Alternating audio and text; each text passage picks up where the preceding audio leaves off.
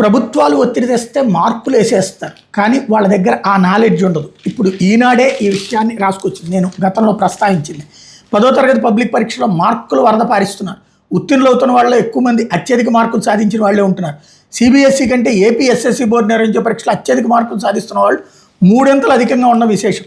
మార్చి public పరీక్షల గణాంకాలు పరిశీలిస్తే ఏపీ ఎస్ఎస్సి బోర్డు నుంచి 95% 570 మార్కులు సాధించిన వాళ్ళు ఉన్నారు.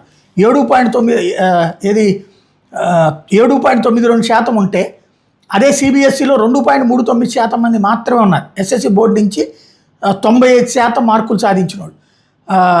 అదే సందర్భంలో ఏపీ ఎస్ఎస్సి బోర్డులో 90% అంటే 540కి పైగా మార్కులు సాధించిన వాళ్ళు 20.68% ఉంటే సిబిఎస్ఈలో 9.57% మందే ఉన్నారు.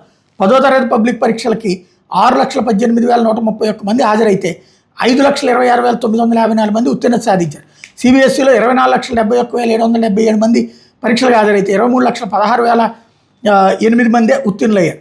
భాషా సబ్జెక్టులో 100కు 100 మార్కులు సాధించేస్తున్నారు. తెలుగు సబ్జెక్టులో 19,98,835 మంది 100కు 100 మార్కులు సాధించేశారు. 91 నుంచి 100 మార్కులు సాధించిన వాళ్ళు 1,86,298 30% మంది. 81 నుంచి 90 మార్కులు వచ్చిన వాళ్ళు 1,16,779 19% మంది ఉన్నారు. ఇందులో 91 నుంచి 100 మార్కులు వచ్చిన వాళ్ళు 1,11,443 అంటే 18.36% ఉన్నారు.